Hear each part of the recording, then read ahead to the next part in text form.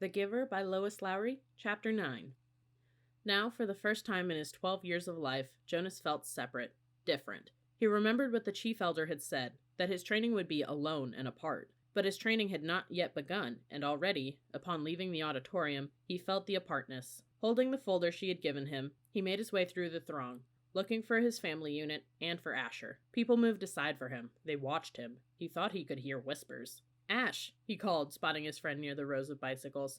"Ride back with me?" "Sure." Asher smiled his usual smile, friendly and familiar. But Jonas felt a moment of hesitation from his friend, and uncertainty. "Congratulations," Asher said. "You too," Jonas replied. "It was really funny when she told about the smacks. You got more applause than almost anybody else." The other new 12s clustered nearby, placing their folders carefully into the carrying containers on the backs of the bikes. In each dwelling tonight, they would be studying the instructions for the beginning of their training. Each night for years, the children had memorized their required lessons for school, often yawning with boredom. Tonight they would all begin eagerly to memorize the rules for their adult assignments. "Congratulations, Asher," someone called. Then that hesitation again. "You too, Jonas." Asher and Jonas responded with congratulations to their group mates. Jonas saw his parents watching him from the place where their own bicycles were waiting. Lily had already been strapped into her seat. He waved. They waved back, smiling, but he noticed that Lily was watching him solemnly, her thumb in her mouth. He rode directly to his dwelling, exchanging only small jokes and unimportant remarks with Asher. "See you in the morning, Recreation Director," he called, dismounting by his door, as Asher continued on.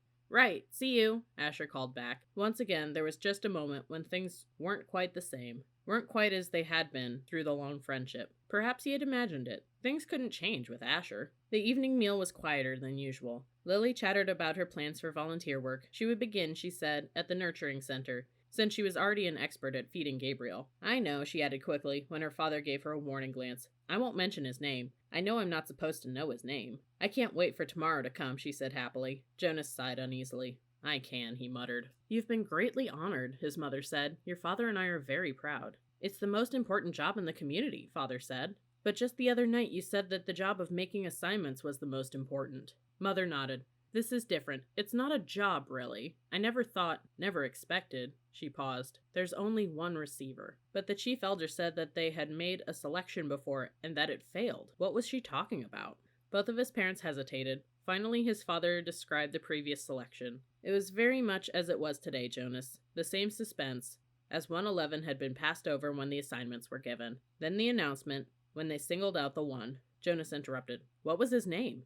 His mother replied. "Her, not his. It was a female. But we are never to speak the name, or to use it again for a new child." Jonas was shocked. A name designated not to be spoken indicated the highest degree of disgrace. "What happened to her?" he asked nervously. But his parents looked blank. "We don't know," his father said uncomfortably. "We never saw her again." A silence fell over the room. They looked at each other. Finally, his mother, rising from the table, said, "You've been greatly honored, Jonas. Greatly honored." Alone in his sleeping room, prepared for bed, Jonas opened his folder at last. Some of the other 12s, he had noticed, had been given folders thick with printed pages. He imagined Benjamin, the scientific male in his group, beginning to read pages of rules and instructions with relish. He pictured Fiona smiling her gentle smile as she bent over the list of duties and methods that she would be required to learn in the days to come. But his own folder was startlingly close to empty. Inside there was only a single printed sheet. He read it twice. "Jonas, receiver of memory. Number 1. Go immediately at the end of school hours each day to the annex entrance behind the House of the Old and present yourself to the attendant. Number 2. Go immediately to your dwelling at the conclusion of training hours each day. Number 3. From this moment you are exempt from any rules governing rudeness. You may ask any question of any citizen and you will receive answers. Number 4. Do not discuss your training with any other member of the community, including parents and elders. Number 5. From this moment you are prohibited from dream telling. Number 6. Except for illness or injury unrelated to your training, do not apply for any medication. Number 7. You are not permitted to apply for release. Number 8. You may lie." Jonas was stunned. What would happen to his friendships, his mindless hours playing ball or riding his bike along the river? Those had been happy and vital times for him. Were they to be completely taken from him now? The simple logistic instructions, where to go and when, were expected. Every 12 had to be told, of course, where and how and when to report for training. but he was a little dismayed that his schedule left no time, apparently, for recreation. The exemption from rudeness startled him. Reading it again, however, he realized it didn't compel him to be rude, it simply allowed him the option. He was quite certain he would never take advantage of it. He was so completely, so thoroughly accustomed to courtesy within the community that the thought of asking another citizen an intimate question, of calling someone's attention to an area of awkwardness, was unnerving. The prohibition of dream-telling, he thought, would not be a real problem. He dreamed so rarely that the dream-telling did not come easily to him anyway, and he was glad to be excused from it. He wondered briefly, though, how to deal with it at the morning meal. What if he did dream? Should he simply tell his family unit, as he did so often anyway, that he hadn't? That would be a lie. Still, the final rule said, well, he wasn't quite ready to think about the final rule on the page. The restriction of medication unnerved him. Medication was always available to citizens, even to children, through their parents. When he had crushed his finger in the door, he had quickly, gasping into the speaker, notified his mother, and she had hastily requisitioned relief of pain medication, which had promptly been delivered to his dwelling. Almost instantly, the excruciating pain in his hand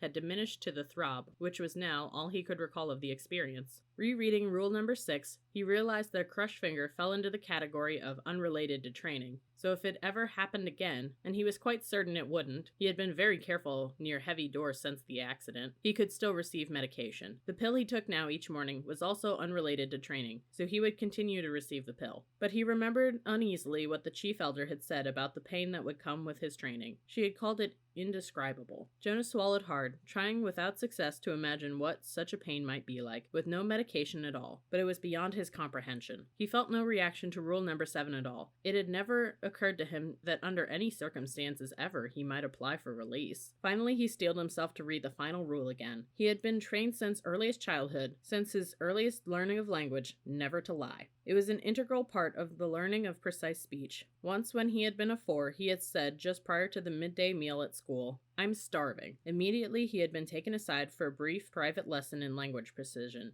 He was not starving, it was pointed out. He was hungry. No one in the community was starving, had ever been starving, would ever be starving. To say starving was to speak a lie. An unintentional lie, of course. But the reason for precision of language was to ensure that unintentional lies were never uttered. Did he understand that? They asked him. And he had. He had never, within his memory, been tempted to lie. Asher did not lie. Lily did not lie. His parents did not lie. No one did. Unless... Now Jonas had a thought that he had never had before. This new thought was frightening. What if others, adults, had, upon becoming 12, received in their instructions the same terrifying sentence? What if they had all been instructed, "You may lie"? His mind reeled. Now empowered to ask questions of utmost rudeness and promised answers, he could, conceivably, though it was almost unimaginable, ask someone, some adults, his father perhaps, "Do you lie?" But he would have no way of knowing if the answer he received was true.